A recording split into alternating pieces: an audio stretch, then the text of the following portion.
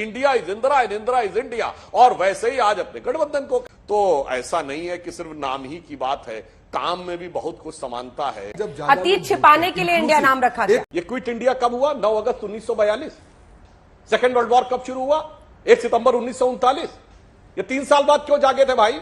BJP प्रवक्ता सुधांशु त्रिवेदी ने कांग्रेस की करतूत याद दिलाकर कांग्रेस के प्रवक्ता रोहन गुप्ता की बोलती बंद कर दी। दोस्तों, अगर आप वीडियो पर नए हैं तो वीडियो को लाइक करें और हमारे चैनल सिम्बा डिबेट शो को सब्सक्राइब कर हमें सपोर्ट करें। तो चलिए दोस्तों, शुरू करते हैं। ये इतनी गंभीर परिस्थिति है और कांग्रेस। सुधांशु जी, आज आप मेरा सवाल ही नहीं समझ रहे हैं। आज आप मेरा सवाल ही नहीं समझ रहे हैं सांसद जी।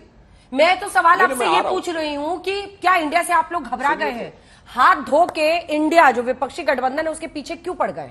इसका जवाब दीजिए ना। देखिए उन्होंने बात कही, घबराने की स्थिति है, बहुत साफ बात है। आज अपने गठबंधन का नाम इंडिया रखा, इन्होंने तो एक दिन इस देश को भी अपने बराबर कर दिया था। यह सत्य नहीं है क्या? इंडिया इज इंदिरा किसका वक्तव्य था?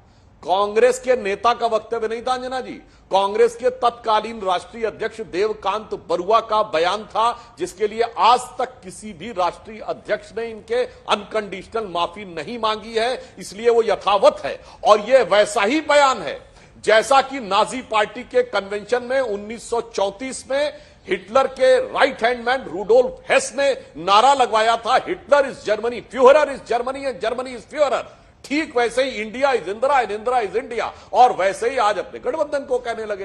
अरे जनाब, उन्होंने तो ऐसी बात बोली कि ये लोग घबरा गए। उन्होंने तो बोला ना, student for Islamic movement in India, semi, इसमें भी इंडिया था। अच्छा, ये कहेंगे, और फिर वो बदल के हो गया पीएफआई, तो कहेंगे पॉपुलर फ्रंट ऑफ इंडिया, इसमें भी इंडिया। अब आप कहेंगे साहब आतंकवादी संगठनों से क्यों तुलना कर रहे हैं? तो मैं याद दिलाना चाहता हूं, राजस्थान की सरकार है जिसने पीएफआई पर प्रतिबंध लगने से केवल 1 हफ्ता पहले पीएफआई को सांस्कृतिक संगठन कहते हुए अलवर में जुलूस निकालने की परमिशन दी थी। यूपीए 1 ने 1 नहीं 2 मंत्रियों ने कहा था सिमी एक सांस्कृतिक संगठन है, जो बाद में इन्हीं की सरकार के दौर में कोर्ट के द्वारा प्रतिबंधित हो गया। और पूरी बात पूरी बात रोज सुन रहे हैं, तो नाम पे अभी भागने की स्थिति। अरे रोज नहीं सुन रही है आप, बात तो सुनिए ना। ये बताइए, ये तो आतंकवादी संगठनों के भी आंसू आते हैं, आतंकवाद के आरोपियों पे इनके भी आते थे। वो भी कहते थे अफजल हालात का मारा है, ये भी कहते थे। वो भी कहते हैं याकूब मेनन की जुडिशियल किलिंग हुई, ये भी कहते हैं। और वो भी कहते हैं पाकिस्तान से मदद चाहिए। और इनके भी नेता छोटे मोटे नहीं, सलमान खुर्शीद और मणिशंकर अय्यर जाके कहते हैं पाकिस्तान में कि भाई मोदी को हटाना है तो आपकी मदद चाहिए। तो ऐसा नहीं है कि सिर्फ नाम ही की बात है, काम में भी बहुत कुछ समानता है। तो इनका मनसा वाचा कर्मणा बिल्कुल वैसा ही है जैसा कि प्रधानमंत्री जी ने कहा है। जवाब अब इनको देने की बारी। ठीक है रोहन जी, क्या नाम बदलने में और इंडिया नाम रखने में यह स्वीकारोक्ति शामिल है कि यूपीए बदनाम हुआ भ्रष्टाचार, परिवारवाद, तुष्टीकरण के लिए? नया नाम लगा लेंगे तो शायद लोग वोट दे दें। अतीत छिपाने के लिए अंजना जी, जिस प्रकार से भाजपाई बौखलाए हुए हैं, बिल्कुल जिस प्रकार से भाजपाई बौखलाए हुए हैं, जब से इंडिया नाम सामने आया है, हर रोज इनकी कैबिनेट की मीटिंग होती है, पार्टी की मीटिंग होती है रात को, कि इंडिया को कैसे घेरे, इंडिया को कैसे बदनाम करे, क्योंकि बौखलाहट हो गई। पूरा देश के खिलाफ ये लोग हो गए और इनकी मजबूरी देखिए, अब अपनी विफलता छिपाने के लिए इंडिया के सामने बोल रहे हैं। आज प्रधानमंत्री इंडिया के खिलाफ बोल रहे हैं। हमने तो एक नाम दिया है, आप उसके सामने इतनी ज्यादा अपनी बौखलाहट दिखा के देश के सामने दिख रहा है कि हकीकत क्या है। प्रधानमंत्री जी संसद छोड़ के राजस्थान जाके भारत पे अटैक कर रहे हैं। मुझे बताइए इससे बड़ी विडंबना क्या होगी? अंजना जी, एक राज्य है देश में मणिपुर, आज प्रधानमंत्री जी वहां पे गए, संसद में तो बोलने की हिम्मत नहीं हुई, संसद से तो चले गए यहां से। अभी ये आप भाजपा के सांसद रूल की बात कर रहे थे, अरे आप थोड़ी तो निष्ठुरता कम कीजिए, थोड़ी तो सहनशीलता दिखाइए। आज हम मणिपुर के, आप रूल्स की बात मत कीजिए, बात है कि आप मणिपुर की आग हम शांत कर सकते हैं? नहीं कर पा रहे, पूरे देश की जिम्मेदारी है। आपने अपनी डिवाइड एंड रूल की नीति के कारण मणिपुर को आग में जला के रख दिया 2.5 महीने से, आज वो आग भी आप शांत नहीं कर पा रहे। आपको शर्म नहीं आती है डिबेट में आके सब चर्चा करते हुए? इंडिया ये, इंडिया वो, जो क्विट इंडिया मूवमेंट की आज बात की अंजना जी, आज मोदी जी की मजबूरी देखिए। वो क्विट इंडिया में आरएसएस ने कभी भाग नहीं लिया, उनके श्यामा प्रसाद मुखर्जी ने कभी हिस्सा नहीं लिया। आज इनकी मजबूरी है कि कांग्रेस की वो मूवमेंट को, देश की वो मूवमेंट को, उसका सहारा लेके आज इंडिया के ऊपर अटैक कर रहा है। क्विट इंडिया होगा, महंगाई क्विट इंडिया, नफरत क्विट इंडिया, बेरोजगारी क्विट इंडिया, ये होगा। आने वाले दिनों में ये होने वाला है, क्योंकि देश तय करके बोला है, बैठा है कि ये नफरत नहीं चलेगी। मणिपुर में क्या हो रहा है, आज में एक एक्सपर्ट है मिस्टर अथाले करके, कर्नल है, वहां के नॉर्थ ईस्ट के कर्नल रहे। आज उनका एक आर्टिकल मैं पढ़ रहा था अंजना जी, देखने लायक चीज है कि बात सिर्फ मणिपुर की नहीं है। जिस प्रकार से स्टेट इसमें इन्वॉल्व होकर 2.5 महीने से चीजों को सॉल्व नहीं कर रहा है डिवाइड एंड रूल करने के लिए, ये देश के लिए खतरनाक चीज है। ये पूरे नॉर्थ ईस्ट की बात है, ये चाइना की बात है। हम आपने मेरे सवाल का जवाब नहीं दिया। गंभीरता वो समझाना चाहते हैं, चर्चा करना चाहते हैं। आपने मेरे सवाल का जवाब ही नहीं दिया। मैं तो दे रहा हूं, फिर से पूछूं। आंसर चाहिए। नहीं, सवाल ये था सर कि यूपीए बोलिए। क्या इतना बदनाम हो चुका था कि आप लोगों ने नया नाम रखा है? वो पीएम यही कह रहे हैं ना, उनका अटैक आज यही था कि नाम में इंडिया रख लेने से लेबल बस बदला है। क्या इस वजह से इंडिया नाम रखा गया? यूपीए को कांत हो चुका है? मैं आपको यही, हाँ, बिल्कुल नहीं, बिल्कुल नहीं।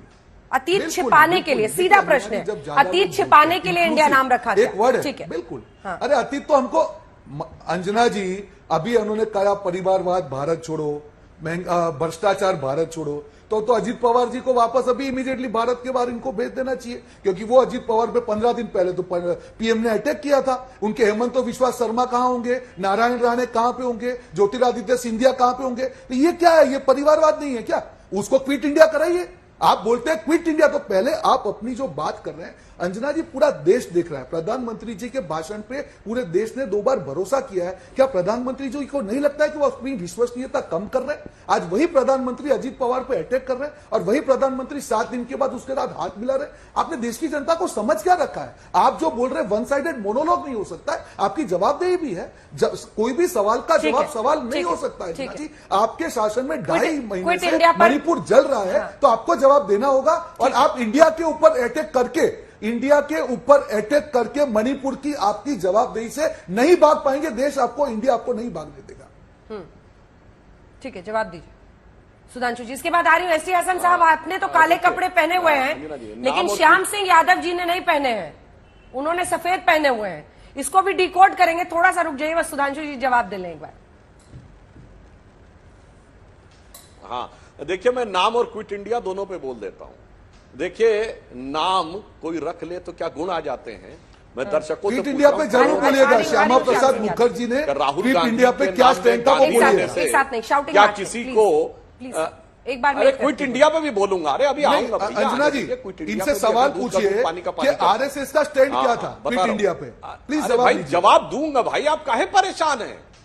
अरे दोनों का, चलिए क्विट इंडिया का भी जवाब पहले दे देता हूं, पहले सीरियस जवाब दे देता हूं, फिर नाम का भी जवाब देता हूं। ये क्विट इंडिया कब हुआ? 9 अगस्त 1942। सेकेंड वर्ल्ड वॉर कब शुरू हुआ?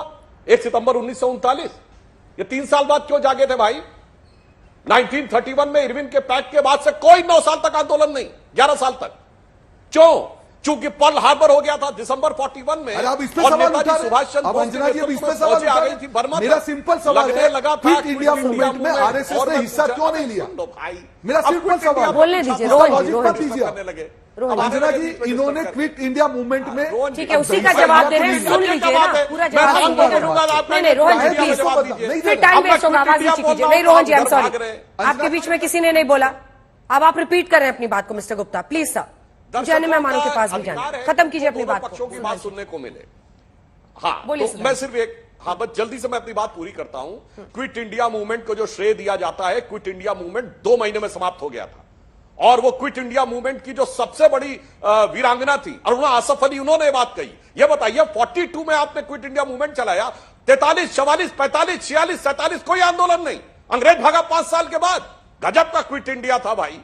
ऐसा 5 साल बाद का तो और 1931 से 47 तक सुधांशु जी के अलावा कोई मूवमेंट नहीं हुआ। पीएम ने ही क्विट इंडिया मूवमेंट का जिक्र किया। क्या था वो मैं बता रहा हूं। कहां जा रहे हैं? प्रधानमंत्री ने ही जिक्र किया, महात्मा गांधी के क्विट इंडिया मूवमेंट का पीएम ने ही जिक्र किया उस मंच से। अरे मैं उसी बिंदु का, अरे बात तो होने दीजिए भाई पूरी।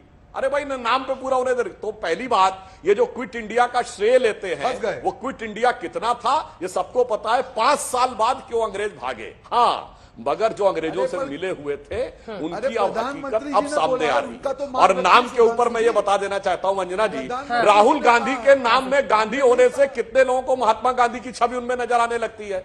राहुल गांधी ने दाढ़ी बना ली तो दाढ़ी बढ़ाने से मोदी जी के गुण नहीं आ जाते, गांधी नाम रख लेने से गांधी जी के गुण नहीं आ जाते। और इस पे मैं कहना चाहूंगा हमारे दोनों सांसद वरिष्ठ हैं, एसटी हसन साहब और श्याम सिंह यादव जी, दोनों उत्तर प्रदेश से हैं। मैंने बचपन में उत्तर प्रदेश के एक बड़े प्रसिद्ध कवि थे काका हाथरसी, उन्होंने एक बड़ा अच्छा पॉइंट लिखा था कि काम धाम का नहीं है, नाम से सामंजस्य, किसी पार्टी के नहीं झंडे लाल सदस्य, और नाम बदल लो पर न बदले भाग्य की रेखा, स्वर्ण सिंह के हाथ कड़ा लोहे का देखा, और दूर युद्ध से भागते नाम बड़े रणधीर, और भाग्य चंद की आज तक सोई है तकदीर। ये राहुल गांधी के ऊपर अंतिम दो पंक्तियां ज्यादा लागू होती हैं। तो नाम बदल लेने से काम नहीं बदल जाता, सूरत बदल लेने से सूरत नहीं सीरत